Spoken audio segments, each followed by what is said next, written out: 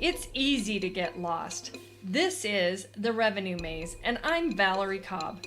Join me as we navigate the halls, dead ends, and U-turns on our path towards upward growth trajectory. The Revenue Maze is sponsored by Lodestar URY, guidance and execution through fractional revenue leadership, uncovering hidden revenue streams, and empowering small business growth through process-driven sales. Welcome everybody to the Revenue Maze. I am so excited about today's guest. He's a car guy, so everybody listening that loves the cars, for decades involved with emerging tech for just as long. He will tell you that the intersection of cars and emerging technology has landed him his dream job as co-founder of BlueConnect Automotive. He's innovative and he has a bunch of patents. He's a physical fitness, automobile restoration, and barbecue aficionado. I'd like for you to welcome Todd Cripe. Welcome, Todd. Hi, Valerie. Good to see you again, and thanks for having me on the Revenue Maze. Awesome. I love it. Now, anybody who's listening, they know that we always have to start the show what is one thing that you can tell the group that will help them get out of the revenue maze? Well, I think the one thing I would tell the group is it's important to be not the same as everybody else. And one of the things I'll talk about as we go through the show today is how to differentiate yourself from being viewed as just another commodity. And in my business, in the automotive technology business, there's a lot of that. Most automotive dealers and auto parts stores, they're all viewed as being the same. And our mission is to change that. Yeah, I've thought about that. I call it the commodity zone, or sometimes even in the selling industry, you'll get sales reps that even though it isn't a commodity, they'll call it feature benefit kind of vomit. So they don't really differentiate, right? So I would love for you to kind of give some examples of how you fix that for people. Sure, I'm happy to. Well, it really all comes down to relationship and building a relationship and communications. So if we use an automotive dealer as an example, you've got a car. Most people have cars. I think I have a car. I don't know. I've run into a few lately that are not doing cars anymore. So that's been interesting. Surprisingly, some people don't. And that may be the way the world is going. They call that transportation as a service, or TaaS, but perhaps that's another show, not today. That is another show. We could get into hours on that one. Yeah. For the differentiator for an automotive dealer, they're all viewed the same. I have a car, you have a car. I could take I actually have several cars, but I could take one of my cars to 10 different places and get the same service performed on it. They all cost about the same. They all are nice to me. You really don't see much difference. But there's also no incentive to go back to the same dealer, more than once to get the car serviced. And again, I know this isn't all about talking about our company and what we do, but I've been involved with loyalty programs for decades, and also was involved early on with messaging on how to send messages to people, and you have to have permission to communicate. Everybody that's watching this podcast has been annoyed by somebody calling them to try and sell them something they don't want. That's just the opposite of what I'm talking about. So you have to have permission to communicate with people to start with, and then you have to communicate with them in the manner that they prefer. And then once you're granted that ability, now it's up to you to send them timely and relevant messages. So if you reach out to them too often, then they get annoyed. If you reach out to them to talk about things that they don't care about, they get annoyed. So there's a little bit of science and a little bit of art involved with that, sending timely and relevant messages to people. If you can do that, then you'll build a relationship, and you will no longer be seen as a commodity. You'll have a relationship. Okay. Yeah, that's interesting. And I know we've all kind of had that balance between the communication and the right type. I'll call it the right type of relationship, right? Because at the end of the day, it's a little bit. I was talking to somebody about insurance the other day. None of us wants to pay it, and yet when something happens, we sure love that we had the insurance to cover it, right? So it's kind of Indeed. the same way. That balance in the communication that you're talking about is people want to know about the relevant things in their lives, and that develops that relationship, and the timing of it also, right? And how often and when, and at their preferences, you Yeah, know. agreed. And when it comes to automobiles, many people have a very strong bond with their car or with their truck. Mm. And surprisingly, you can tell by looking at me, I'm not the new guy. But the younger that you are, the more likely you are to have a name for your car. So I don't know. Do you have a name for your car, Valerie? No, I lived in the Cayman Islands and people named their homes, but they didn't, it's funny because I was in the heavy equipment manufacturing industry, and those guys with heavy equipment, the drills that you would think just get beat up, cat, komatsu, all of that kind of stuff. They would have chrome and they would go and wash them at the end of the day. And they always named their rigs like Hellboy and all of these kind of fun names. And so I could see that. I could see people naming their cars. I am kind of not the best one. Maybe my husband's the best one for that. Right. Well, people want to, they have a relationship with their cars, and some relationships are different than others. Some are, I love my car. Some are, I hate my car. It depends on who you are. But what we found is that there are a number of people that would like to have what I'd call a trusted service advisor, somebody that they trust that can tell them what they need to do to their car.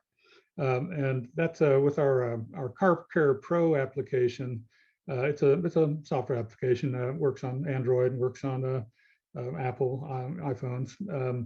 And that's exactly what it does. It will tell you it's now time for you to have an oil change, because we'll keep track of your mileage. And where the differentiate, tying this back into what I was talking about with a commodity, we offer this product in a B2B model, actually a B2B2C model, Okay. where we sell it to the automotive dealer, and then they provide it to the car owner for free, so long as the car owner continues to come back to the dealership for service. Oh, So that creates stickiness too. yeah, great stickiness, and it also creates a relationship, because now there's perceived value in the software application, because it's telling the car owner what they need to do to maintain optimum performance and reliability of their car. And that may be important to you, or it may not be important to you, but it becomes important to you when you don't have your car and you have to get to work, right? Exactly. Isn't that terrible that we only miss it when, So it really becomes a win-win. But where the loyalty program that I mentioned earlier comes in is if I'm the automotive dealer, I have access to the same information you do in your application, and I know that you just hit 10,000 miles or whatever the interval is where you need to get an oil change, and I will send you that timely and relevant message that says it's time for you to get an oil change. And by the way, here's a $10 coupon if you'll come back to our dealership and get it serviced. Oh, that's incredible. As you started to think about that, I was thinking, okay, it alerting me, letting me know. And I am so grateful for it. At the same time, if you were to just kind of come up to me and say, hey, I'm going to sell you this kind of this, that, and the other, without that relationship that you were talking about and developing that relationship, I'd probably be going, is that just going to be another alert? Is that just going to be another, because sometimes we get inundated, but I rely on that. I rely on that reminder to tell me, what exactly I need to be doing at this time as a car owner, because I don't have time to think about it, and there's a cost affixed to that. My time has a cost affixed to that. I was talking to somebody the other day and I'm like, I much rather pay somebody to clean my house that knows how to do it very fast, get it done, so I can focus on the things that I can get done. And these alerts do the exact same thing, right? I don't have to try to remember at certain miles. I don't have to try to remember all those things. And my brain, heaven knows, my brain needs help with that for sure. Yeah, I agree. You're right. It's an automated process, and you get to decide. The consumer, the car owner, has the power because they are the decider. And so if they decide I don't like this anymore, or I'm getting too many messages, then they can tone it down. If they're getting the right number of messages and they find value in that, then they'll just leave it as is. Right. Yeah. Well, and let's talk about this a little bit for what this means for the dealership, because you're saying a B2B to C, you're correct. And as this is small business owners, things like that, that listen to this, the implications for them as well, driving that business back to them is, part of the stickiness and the lead gen. And like you said, it develops that relationship, and people buy for their reasons, but they buy from people that they trust. Right. I mean, they do. And you're right. It drives, first of all, it drives repeat service business. That's what it was designed for. But what it really is, it's a robust communication tool that enables a relationship to get built between the car owner and the dealership. And that's what sets them apart. You're no longer a commodity. I now have a relationship with you. And I like you. You send me $10 coupons to get my oil changed. Right? That's right. You tell me you hate getting in that line and realize that you missed out on that coupon, right? Yeah. And you've told me that I'm special to you, and you've proven it, right? So you do have a relationship there, and of course, all relationships don't work out the way that we would like for them to, but in this case, most of them will. So it drives repeat service revenue for the dealership. On the other side, it enables the dealer to see who their best customers are. So if I've given you this application and you haven't come back to my dealership for service this past year, I probably need to find out why. Are you going somewhere else? Does your car no longer need service anymore? Did you move out of town? We need to find out what happened to our relationship, and then we either fix it or we don't. We go our separate ways, or else we continue to have a relationship. That's what this tool does. The other side of it, Valerie, and I wasn't really planning on talking about this today, but I will. The whole concept of Car Care Pro came about because you think about a used car sales transaction, and the connotation that has for you. Yeah, absolutely. For most people, that's one of the most painful experiences that they ever have in their life. Well, it's such a painful experience that sales teams get slated as a used car salesman, right? And that has been so long ago that or they'll slate themselves as that, so. Yeah. And we looked at that, and the reality is there's no standard for used cars.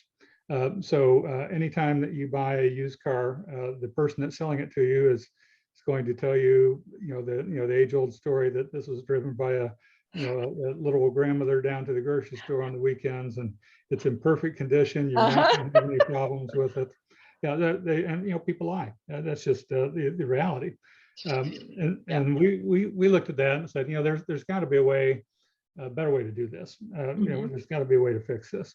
And so that was actually the original concept behind Car Care Pro, is that we want to provide a vehicle that enables a car owner to show people that he really did take care of his car properly. So when I going back to these messages, I send you a message: you need to get your oil changed, you need to get your brakes changed. If you do those things, then I know about that, and I can, if you do everything you're supposed to do, I can give you a gold star that says you have a certified used car. You did what you were supposed to do. And so when it comes time for me to sell that car, you've got two parties in the transaction. You've got the car seller and you've got the car buyer. So the car seller, they're going to win because they're going to get higher resale value because they can prove I've taken care of this car properly. And if you're the car buyer, now you've got the sense of comfort that I'm buying a car that's been properly taken care of, and I'm not just relying on a used car salesman to tell me that. And that gives all the warm fuzzies that most people want to know about, because you do always feel like, well, is this going to break down a month after I get it? What, I mean, that is, I think buying a car has always been, to me, a painful experience. But then you think of companies that actually have fleets of vehicles. If they could use that, then when they go to, because a lot of companies have a policy at a certain mileage, they offload them out of their fleet. And if they had that kind of connection, that would give the credibility to the buyer to say, yep, this was very well taken care of. Yes, this was exactly what it's saying it is. And through all the digital deluge and people shouting, yes, this is what's right, this is what's right, this is what's right, you've got digital proof that it's right? So I love that. Exactly. And you've you know a bit about cars. We've had a couple of conversations before this, and the automotive industry is seeing change like it hasn't seen in probably 50 years. Yeah. With the advent of electric vehicles, the used car salesman is a good example. That's still something that has a negative connotation. It does. I don't know if even if it's not that way anymore. But other things in our society, like used cars in particular, mental health issues, bankruptcy. There's a number of things that used to be just considered awful. If this happens to you, your life is over, and that's been changed now, where it's not like it was before. Now it's more accepted. So used cars in particular, it used to be there was nothing older than a 7-year-old Chevy car, right? But that's changed, and you can see that phenomenon with the giant leap in prices of used vehicles over the last few years, and the phenomena that people have figured out that, you know what, I don't have to get rid of this car at 60,000 miles or 70,000 miles. Cars and trucks will run for hundreds of thousands of miles. Yeah, we've got a 2001 F-350 still ticking. Yeah, so that stigma is gone. I just bought a used car, and it used to be, oh, I'm sorry that you had to buy a used car. Now it's like, oh, good for you, you got a used car. Yeah. Well, there's all sorts of things too, pre-owned. Some tax implications, depreciation, some things like that. But one of the things that you and I talked about before, I don't think I've told you this before, but one of the challenges I have as a consumer on the consumer side of it is I do want to get a car, and I started to look into Porsche Macons. And if that's the wrong way to say it, oh well. But anyways, just partially because it has the features that I need for living in a colder climate, but not feeling like I'm in an SUV and some of those things. But there were other reasons behind it. Some of it was just some appeal. I've always had a Ford or, this kind of thing. And as soon as I started looking online, there were so many people back and forth. Some love it, some don't love it, some, and it really does sway sometimes your opinion of what is exactly happening. And sometimes you just go, well, I'm going to fix my car and keep it because I'm so tired of going through the deluge of what's real and what's not real. And you had talked to me a little bit about, I don't know if it's this company or another one, because like you said, you've had several, but upgrading to the latest tech So right now, part of the reason I want a new car is because I want all the latest tech that is out on those cars, right? Sure. And I would know the first thing about all, where to go to find those upgrades and what will really work and what won't work to fix my used car, because I love it. I love my, there's no reason I need to get rid of it. I do love it. Well, I just happen to know a little bit about that. And Well, and I thought it might benefit others who are kind of sitting in this boat, especially with supply chain shortages and used stuff being something that has become a trend for sure. sure. Well, let me talk a little bit about that. That's a much longer story, but I'll try and make it short. Um, when you mentioned the patents and the intellectual property that we own, all those are involved with what's called a connected car, and that's what you alluded to. Yeah. So I'll use let's use a Jeep as an example, because most people are familiar with the Jeep. So if you look at a 2022 Jeep and compare that to a 2012 Jeep, they're actually not that different. So they've got the same tires, got the same wheels.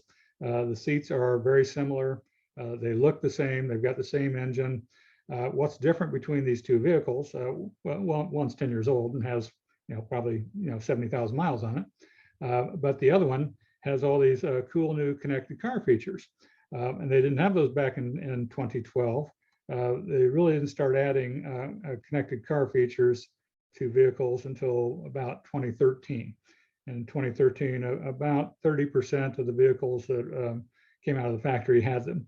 And that number has grown over the years. But if you look at all the vehicles in North America, there's a little over 300 million vehicles. Of those, 250 million of them that are on the road don't have those connected vehicle features. Wow. So, my partner Craig, he's the smart guy. He's the one that actually invented all these things. But what we're doing is we're creating and I'm not going to try not to use fancy words, but we're creating a used car ecosystem. Nice. And what I mean by that is we've got a platform called BCA Connect, and it's kind of like Hey Siri or Alexa, where we'll allow anybody to participate in that platform that wants to add new car features to a used car. As you can imagine, we have several that we offer because that's the business that we're in. But we're going to let anybody play on this platform. So we think we've got the popular features that people want, but we can't think of everything. So there's going to be lots of other things that we haven't even thought of that will become part of this platform, so that anybody that wants to take that 2012 Jeep and turn it into a 2022 Jeep will be able to do that. Yeah. So in our case, we've got a anti-theft device called Engine Lock. We've got what I think the most interesting thing we have is I don't have a fancy name for it yet, but we'll call it the key fob control system, where you take your key fob and you put it into a box, and in that box are a bunch of little tiny robots that push the keys on the key fob. So what that means is that anything that your key fob could do for your car, now you can do that on your phone. Oh, wow. Or you could do it from a remote location. And the reason I mentioned that specifically, you talked about fleets a little while ago. This would be a solution for a fleet or a car rental company that works with all cars, all ages, all brands, where they can remotely grant access to the vehicle to an authorized driver. Oh, yeah, that's really cool. And I kind of wove that in because I thought it was a very interesting way to go, because if we're talking about the revenue maze and we're trying to weave some of that into the revenue maze, it is a model. You're using cars and car tech, but it is a model of new product development, listening to the customer, listening to what the need is in the universe right now, right? And it's also about differentiating, right? Because you're talking about relationship building, but those all to me go hand in hand, because you don't develop something unless you've actually listened to the universe on what's happening, right? The customer, whatever it is. True, and it's a disruptive, because Yeah. I'd call it a positive disruption. Uh-huh. And when I say disruptive, what I mean is if I'm a new car, if I'm an OEM, if I'm, we'll leave their names out of it, but you know who the big OEMs are. Sure. I'm focused on new cars. That's what I Yes, care you about, are. is selling new cars, and all the people that work with me, that's what they care about, is new cars. That's not what we're focused on. We're focused on the used car segment. So in many regards, we're going up against all of these giant companies that are telling you need to get rid of your used car. It's no good. I'm here to tell you there's nothing wrong with your used car, and for $1,000, you can take that used car and give it all the bells and whistles that a new car has. Yeah. That's right. And give you a little bit more value in your car and a little more longevity. And in today's world, that's important because most people can't afford to buy a new car. Well, they can't afford it and they can't get it. Supply Well, chain, there was backlogs for new cars. So I don't see it as adversarial at all. I just feel that you are filling a niche because, yeah, there was, when we did a product launch, we were like, and it wasn't in used cars, it was in heavy equipment, just to get some supply chain items. We were having to sign up people on a wait list for a year. Who wants to wait a year for everything? If it literally will get you, because let's dumb it down to Valerie world. If it will take you from point A to point B, and you have to wait for a year to get from point A to point B easily, then yes, going to a refurbing or redoing your existing vehicle that does that is probably going to be, to me, that's advantageous, honestly, and I think so. I'll take a conversation off on a tangent here. okay. You've already told everybody that I'm a car guy, and when I should probably provide some credentials that prove that, right? So one of the things I'm doing right now is restoring a 1954 Chevy truck, and where that fits into all the Ford and the Dodge guys don't listen. I'm just kidding. Yeah. So what that where that ties back into, I'm sorry, I've got somebody bugging me here. What that ties back into as far as the supply chain goes is that I'm stuck right now. I can't finish with what I'm doing on this truck because there are some things you just can't get right now. Yeah. So it happens with used cars, happens with new cars. It's impacting everybody. So if you've already got a car that you like, and you can add a few things into it and make it add some convenience features or some fun and some additional life to your used car, yeah, why wouldn't you do that? Why wouldn't you? Yeah. It's given me a lot of food for thought. So, all right. So Todd, you've said for decades, what got you into this world? And just the audience likes to know a little more about you personally and how you got there and that kind of stuff. So. Well, there's two sides to it. And thanks for asking that question. There aren't very many, like me out there, right? Well, we're all original, right? like I say, I know a little bit about a lot of things. I've done some really interesting things. What I was doing right before the automotive gig is I joined an events company, or helped start an events company. Three months before the pandemic started. Not very good timing on that. Prior to that, I had one of the largest live fishing bait distributorships in the country. So wow. I never met anybody that sold minnows and worms and crickets before, right? No. I kind of see it on a wall as you drive by, and it's like I'm a scuba diver, so I like to see the fishes alive and all that kind of stuff. I've done some pretty interesting things, but I like to do things for myself. So the way that I got involved with cars, I actually have to credit my wife for that. She wanted to have an older Jaguar, and Jaguars are notorious for their, at least the older ones, for their reliability. I was going to say it nicely. Say it nicely. So I said, well, if we get this car, I'm going to have to learn how to fix it, because I can't afford to take it someplace and have somebody else fix it. So that's how I got my start. And then to take a little bit deeper dive on that, when the engine on that car gave out, then I transplanted an American-made, Chevrolet engine and transmission into the car, and then that's what really set me off on the path to do those types of things. Wow! And it continues today. I talked about the 1954 truck. I've also got a 1974 Datsun 260Z. Oh my goodness! I'm turning that into an electric vehicle. That is going to be way cool. That's awesome. I don't know. The only Datsun I ever had was quite the junker in college.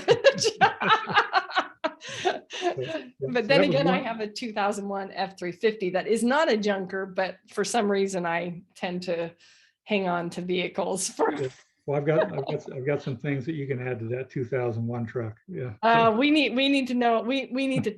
We'll talk offline on that one, because yes, there is some updating, because you can't get.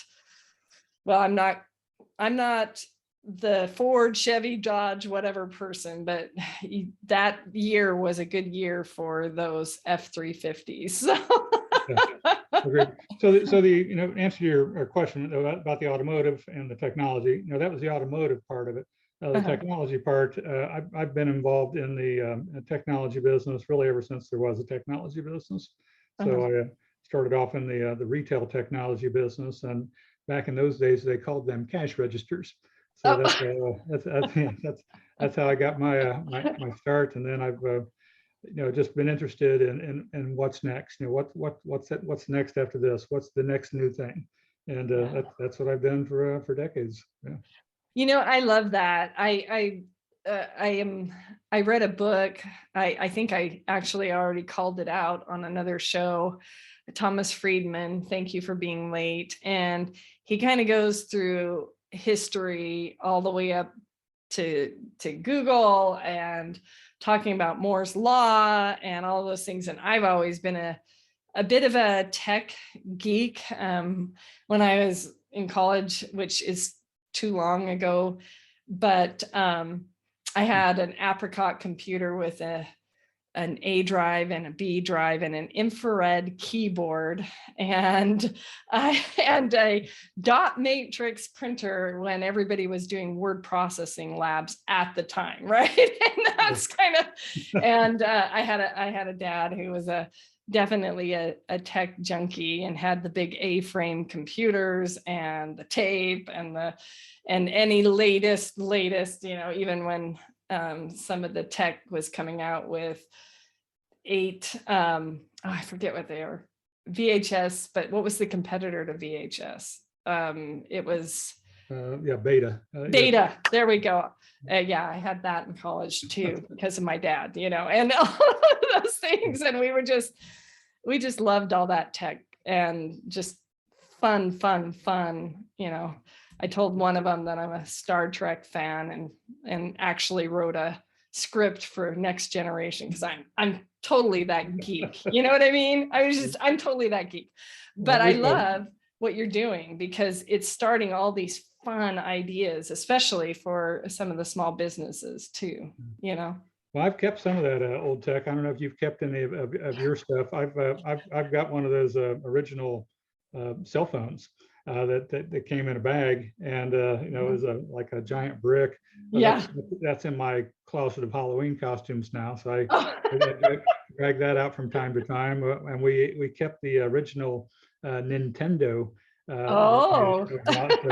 were smart. So a lot of stuff we've thrown away that I wish we would have kept, but we've kept a couple of artifacts that'll yeah, years from now, people look back and say, wow, look at that. Look at that old thing. Yeah, no, there's sometimes mostly I just kick myself for not hanging on to it. I remember talking about, I had a Life Drive by Palm, which was it would connect to a cell coverage before the iPhone came out, and all that kind of stuff. And I actually do a presentation called So Long Palm for new product development, and to get people to realize, the differentiation. You've got to be able to capitalize on what you were talking about, right? Because I'm not bagging on Palm, because I was a fan, trust me. But there were a lot of things that came out at the same time before the iPhone that no one even really knew happened, and the Life Drives had the stylus and all that, all that fun stuff, right? And but it was not the one that turned the tide, right? Great, and we've taken that into account with all the products that we're building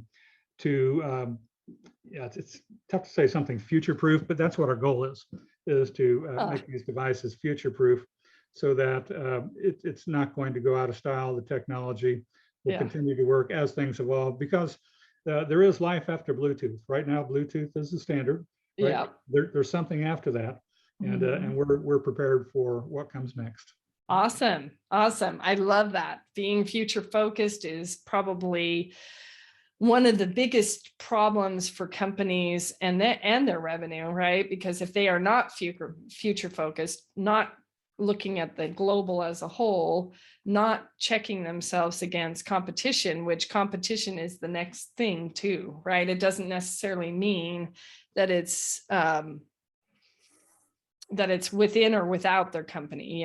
It could be that they're just not monitoring it. And because I work in the resurrection space as well, and a lot of times you find that they just were comfortable and weren't future focused, and you've got to get them back on track for that. And that's sometimes hard, because sometimes they'll say, well, that was my baby, and so everybody should still love that baby. No, the baby needs to evolve, right? Agreed. It's all part of that what's next mentality, and if you're not looking out into the future, you will be left behind. You will be left behind. Oh my gosh, that's a whole nother show too. Anyway, so I heard a little bit that, first of all, you're an empty nester like myself, which is fantastic, and that you're pretty close to the Atlanta Braves.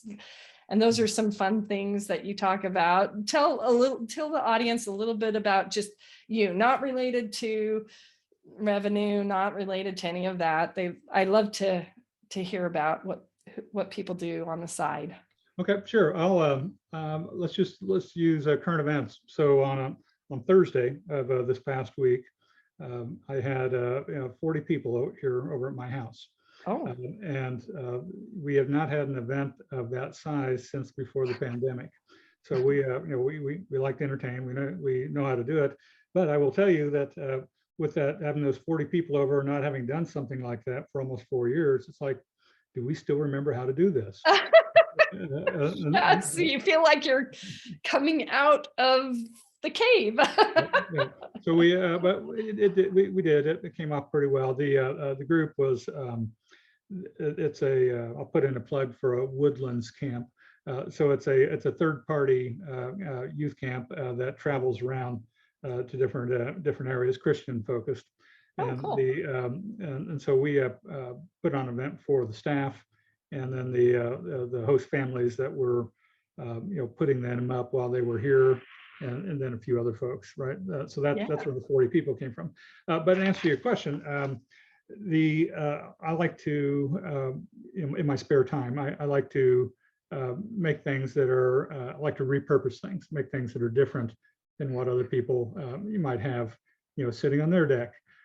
So one of those things is I took a water heater when we had to replace our water heater, and I turned that into a smoker. And so for this 40 person event, we smoked, did a pulled pork, about 35 pounds of a pulled pork that were done on my redneck smoker. So,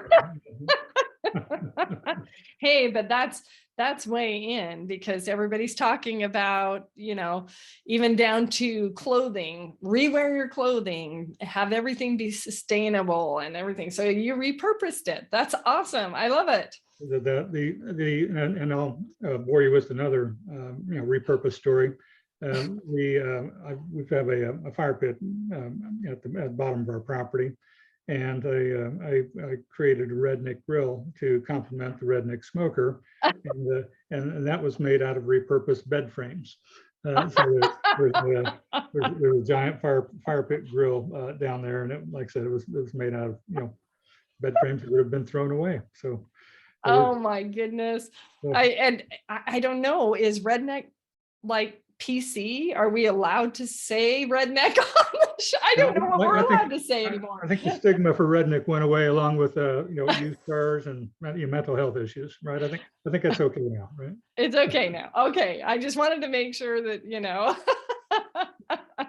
it does conjure up a vivid mental picture for sure. I bet you your yard, well, I'm not even going to get into that. So that is so funny. I mean, truly funny. So who's one person that you just follow that the group would love to hear about?